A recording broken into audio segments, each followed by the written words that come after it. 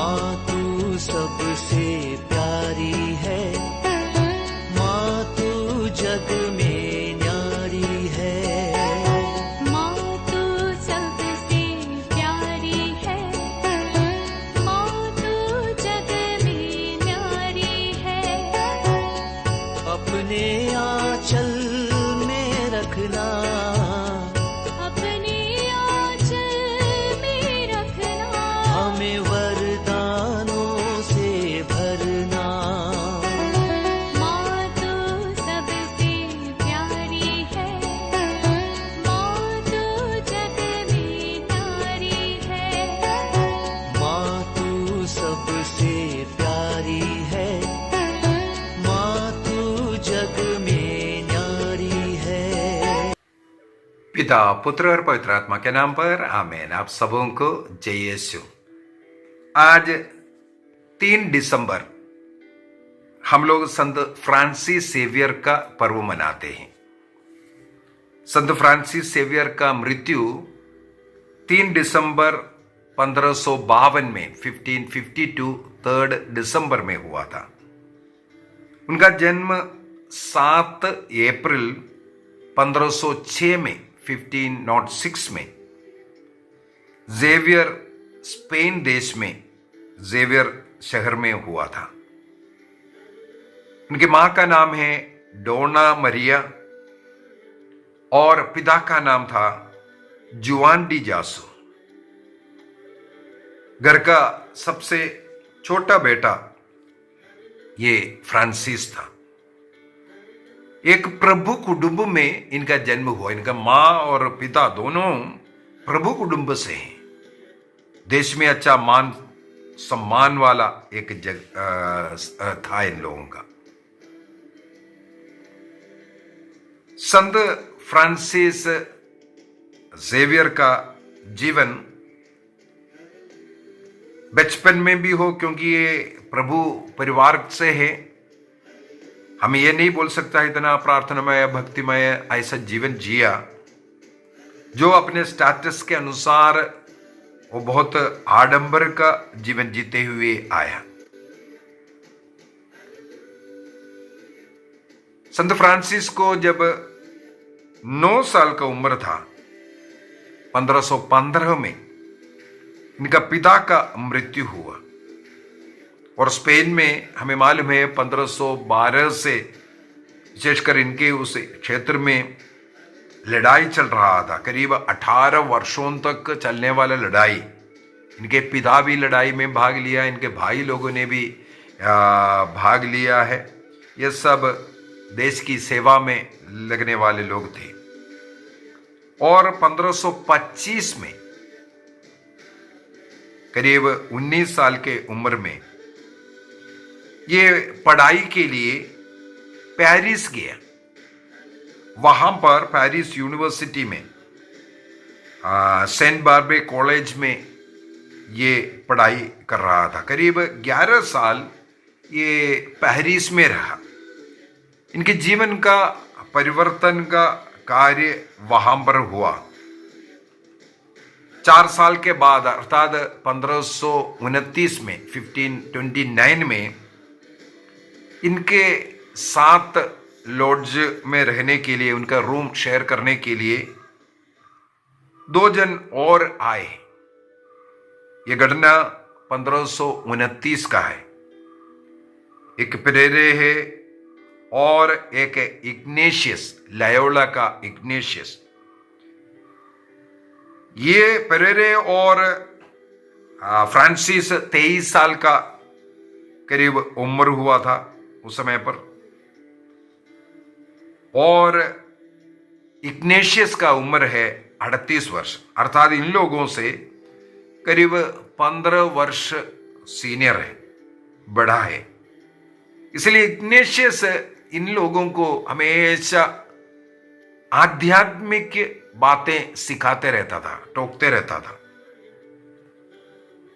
और पेरेरे को वो पुरोहित बनने के लिए बार बार बोलता था। फ्रांसिस को भी बोलता था, लेकिन फ्रांसिस उसको नहीं सुनता था, क्योंकि वो एक प्रभु परिवार से है, आडंबर अच्छा खा पीने के पैसे का कोई कमी नहीं, इस प्रकार का जीवन जीने वाला, सांसारिक जीवन जीने वाला था। इसलिए इग्नेशियस की बातों को ध्यान नहीं देता था। एक बार साथी पेरेरा अपने घर वालों से मिलने के लिए छुट्टी गया हुआ था, तो इग्नेशियस और फ्रांसीसी था। तो बार बार इग्नेशियस फ्रांसिस को टोकते रहता था सांसारिक जीवन को छोड़कर आत्मिक जीवन जीने के लिए। इस संसार का चाहे कितना भी डिग्रियां हासिल करो, धन दौलत हासिल करो, यदि तुम्हारा आत्मा नष्ट होगा तो तुम्हें क्या लाभ मिलेगा। इग्नेशियस का एक ही सवाल था, इसलिए आत्मा को बचाने का कार्य करो, संसारिकता में जाकर के शरीर का बात, शरीर का सुख के पीछे नहीं, आत्मा को बचाने का कार्य करो। 1530 में 1530 में फ्रांसिस को मास्टर्स ऑफ आर्ट्स डिग्री मिल गया। इसके बाद वो पेरिस यूनिवर्सिटी के एक दूसरे कॉलेज के अंदर अरिस्टोटल के जो फिलोसफी है वो सिखाने का प्रोफेसर के रूप में वो कार्य करना शुरू किया। और इग्नेशियस और अन्य इनका कुछ दोस्त हैं फ्रांसिस को आध्यात्मिक के रूप में और उस रास्ता धीरे धीरे दिखाना शुरू किया। और विशेषकर जब ये दोनों अकेला जब था उस समय पर धीरे धीरे इग्नेशियस इसमें थोड़ा बहुत तो सफल हुआ था आध्यात्मिक की ओर फ्रांसिस को लेके आने के लिए। कहा जाता है 15 अगस्त 1534 में 1534 में 15 अगस्त इग्नेशियस ने अपने साथ अन्य 6 ये फ्रांसिस अन्य जो 6 दोस्तों को लेकर वहां के पास का सेंट डेनिस चर्च के जो नीचे भाग में जो क्रिप्ट बना हुआ है वहां पर इन लोग इकट्ठा होकर के प्रार्थना करना शुरू किया। इसके बाद इन 7 लोगों ने वहां पर एक निर्णय किया, एक वाव लिया। क्या है? हम पॉवर्टी का जीवन जिएंगे, पवित्र जीवन जिएंगे और आज्ञाकारिता का जीवन जिएंगे। जैसे पुरोहित लोग पॉवर्टी, चास्टिटी एंड ओबीडियंस का जो व्रत लेते हैं, उसी प्रकार ये 7 लोग मिलकर के, 7 दोस्त लोग मिलकर के वहां एक निर्णय किया, हम भी इस प्रकार दारिद्र्य का, पवित्रता का और संत पापा के साथ, कलीसिया के साथ आज्ञाकारिता का जीवन जीने का। और साथ ही साथ उन्होंने एक और निर्णय किया, होली लैंड जाकर के वहां का जो पवित्र स्थान है उसका दर्शन करेंगे, अन्य जो गलत हाथों में पड़ा है उसे छुड़ाने के लिए और लोगों को वहां की ओर लेके जाने का हम प्रयत्न करेंगे। प्रभु का जो पवित्र स्थान होली लैंड उसको पवित्र रखने के लिए और उसके द्वारा आत्मिकता को बढ़ाने का इन लोगों ने निर्णय किया। और 1534 में फ्रांसिस इसके बाद थियोलॉजी पढ़ने के लिए ज्वाइन किया और 24 जून 1537 में 1537 24 जून को फ्रांसिस एक पुरोहित बनते हैं। और 1539 में इग्नेशियस ने एक नया रिलीजियस ऑर्डर बनाएंगे ये बोल करके कुछ नियमावली, कुछ बातें उन्होंने तैयार किया। उस सोसाइटी का नाम सोसाइटी ऑफ जीसस, जिसे हम आज जेस्यूट्स कहते हैं, सोसाइटी ऑफ जीसस, उसका एक रूपकल्पना किया 1539 में 1539 में इग्नेशियस के अगुवाई में। ये जो 7 लोग मिलकर के जो कार्य किया, और वो 1540 में 1540 में संत पापा पॉल III ने अप्रूव किया। इस प्रकार जेस्यूट समाज शुरू हुआ। 1540 में जब जेsuit समाज को जब अनुमति मिल गया तो वहां पर जो पोर्टुगीज एम्पायर का जो रिप्रेजेंटेटिव था रोम में, उन्होंने आग्रह किया पोर्टुगीज एम्पायर में मिशनरी वर्क काम करने के लिए इन जेsuits को नियुक्त करने का उन्होंने आग्रह किया। इस प्रकार इन जेsuits ने और विशेषकर इग्नेशियस, उन्होंने दो व्यक्तियों को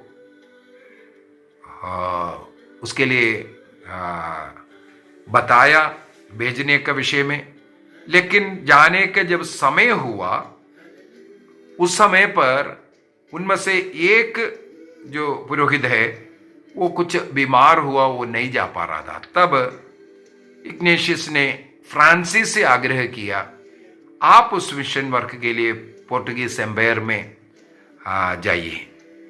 तो इस प्रकार सबसे पहली बार मिशन वर्क के लिए 15 मार्च 1540 में वहां निकल पड़ते हैं, रोम से निकलते हैं।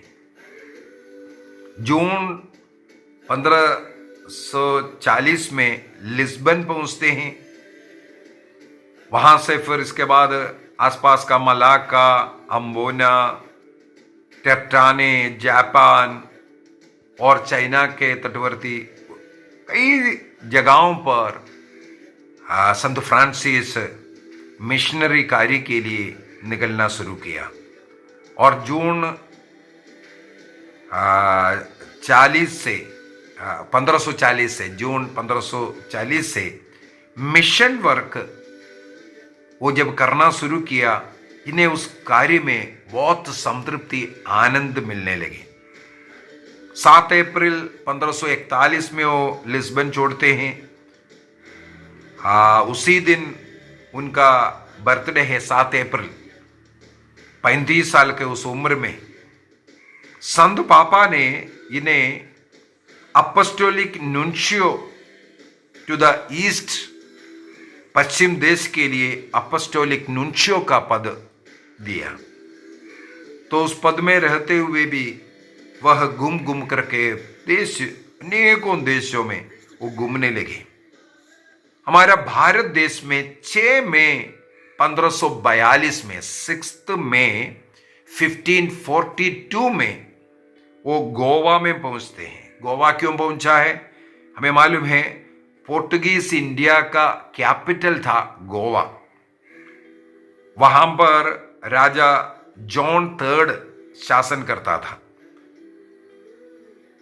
तो फ्रांसिस वहां आने के करीब 30 साल पहले से पोर्टुगीज लोग वहां हैं और उनका कैपिटल है गोवा।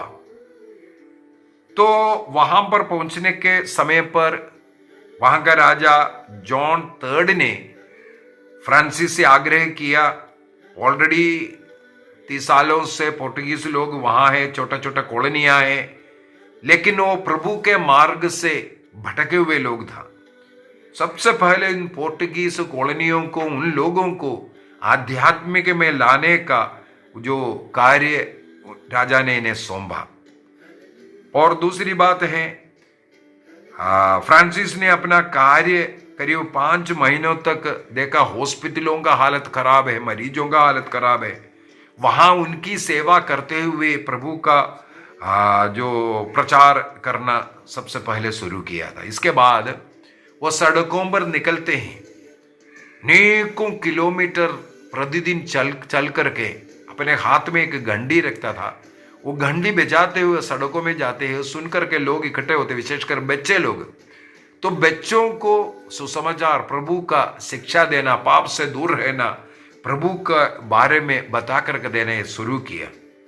इस प्रकार का प्रचार भारत देश में गोवा से शुरू कर करके उस साउथ की ओर कन्याकुमारी, इसके बाद श्रीलंका, उस समय पर का सिलोन, ये सब एक देश के जैसे हैं, क्योंकि उस समय पर पोर्तुगीज शासन चल रहा था उस भाग में।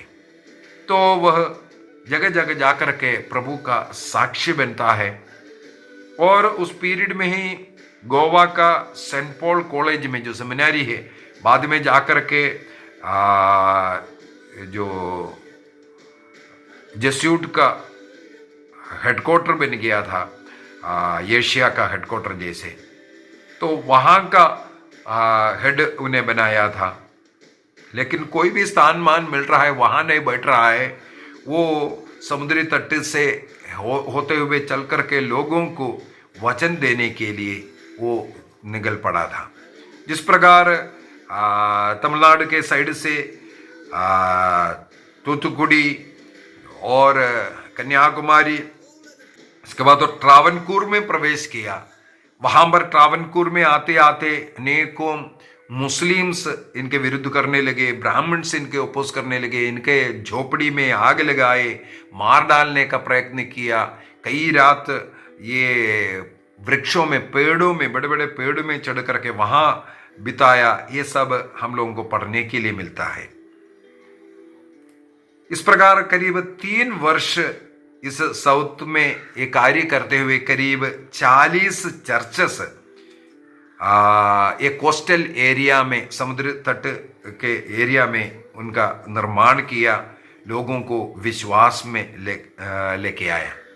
इसके बाद वो मलाका, मलुको, अनेकों ऐसे आइलैंड प्रदेशों में, जापान में, हमें मालूम है जापान का सबसे पहले ईसाई जो है अंजीरो नाम का एक आदमी था, वो आकर के फ्रांसिस के विषय में सुना और उनके द्वारा वो अपना नाम बदल के क्रिस्त धर्म में क्रिस्त को अपना मुक्तिदाता स्वीकार किया और उनके द्वारा जापान जाते हैं। जापान में भी वो बहुत कठिनाइयों का सामना करना पड़ा, क्योंकि वहाँ का लोग क्रिस्त में विश्वास करना और क्रिस्त का जो शिक्षा उसको ग्रहण करने के लिए इनकार करता हुआ। और फ्रांसिस ने लोकल ट्रेडिशन को अपनाते हैं, लोकल संस्कारों को, कल्चर को अपनाते हैं, उसके जैसे, उनके जैसे रह करके वो कार्य करने लगा। कई बार इस प्रकार जब रह करके लोकल ट्रेडिशन, इसको आज कैथोलिक से इनकल्चरेशन कहते हैं, तो उसी प्रकार कई बार वो सफल बने, उनके जैसे बनकर, उनके बीच में रहकर, उनका लोकल भाषा सीखकर उसमें बताते हुए उनके तरीके से मसीह के विषय में बाइबल का टीचिंग देने में ये आगे बढ़े। और जापान से भी वो वापस फिर गोवा पहुंचते हैं, गोवा से फिर वो चाइना की ओर गया, उनका लक्ष्य अगला चाइना था। चाइना में शांगचुआन आइलैंड तक पहुंचा और वो इंतजार कर रहा था मेन चाइना में प्रवेश करने के लिए। उस पीरियड में उनको बुखार आया। 3 दिसंबर 1552 में उनका मृत्यु होते हैं। मृत्यु के बाद उनका बॉडी सबसे पहले शांगशुआ जो बीच है वहाँ पर दफनाया था।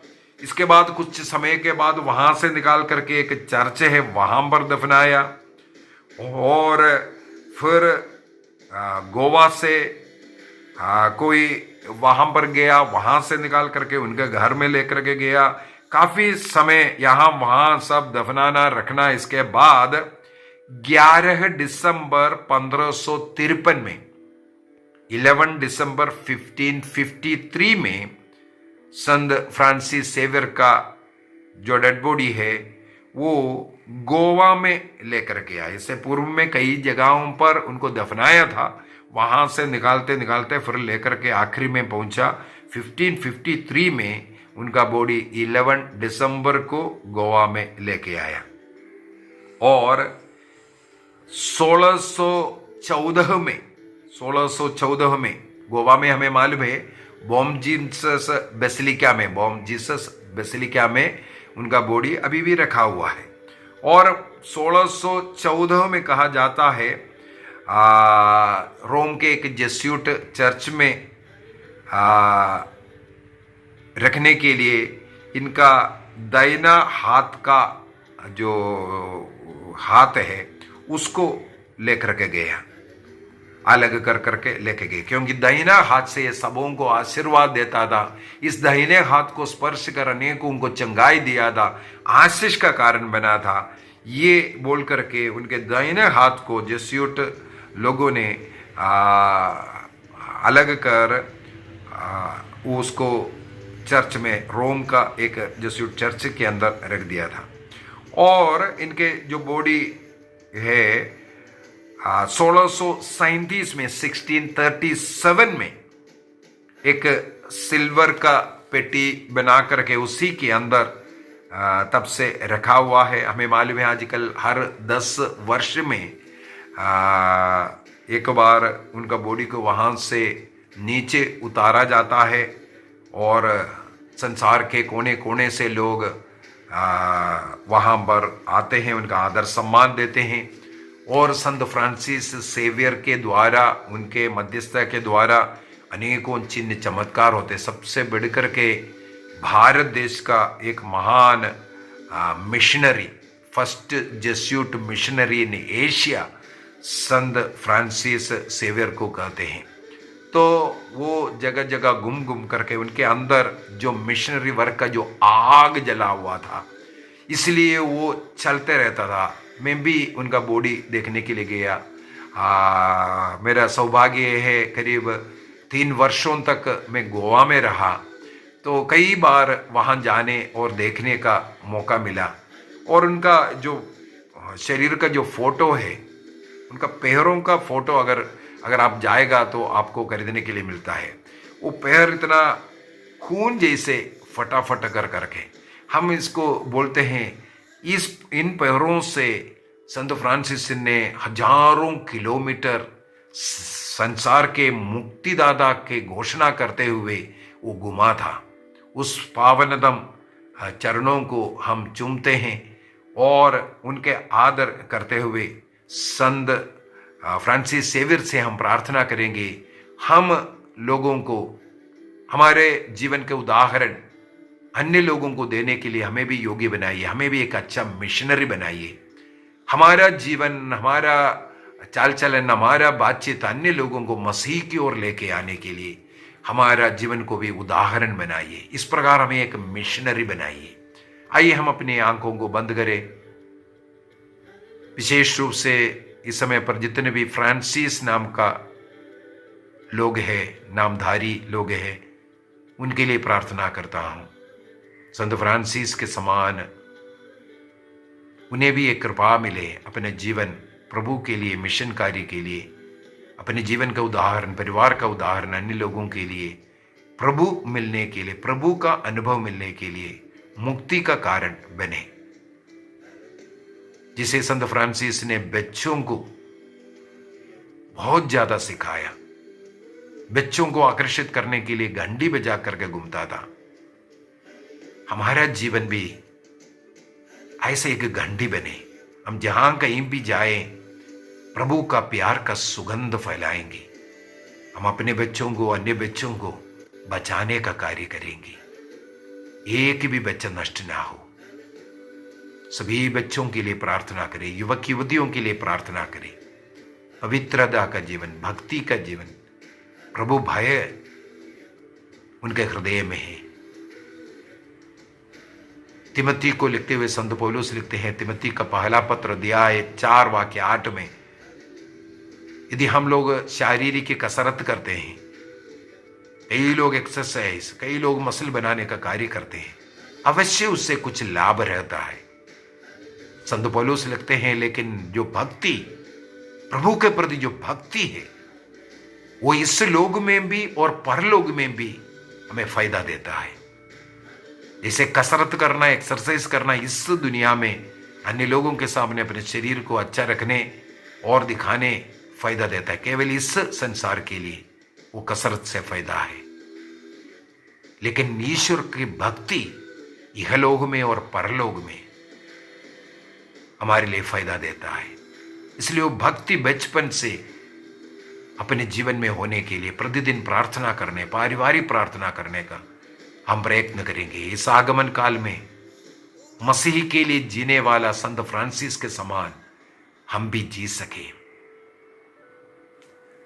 पिता, पुत्र और पवित्र आत्मा के नाम पर आमीन। आप सबों को हैप्पी फीस्ट।